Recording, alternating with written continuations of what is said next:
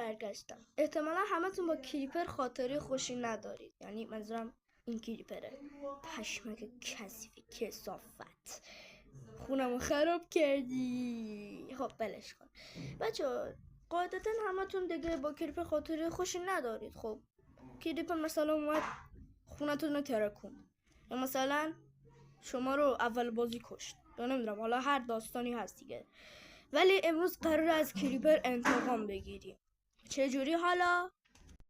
اگه شما لایک کنیدم 5 تا TNT پیش این کریپر میذارم، و اگرم سابسکرایب کنی من 10 تا TNT میذارم، و اگر هم حالا همین دیگه، همین دوتا ولش کن.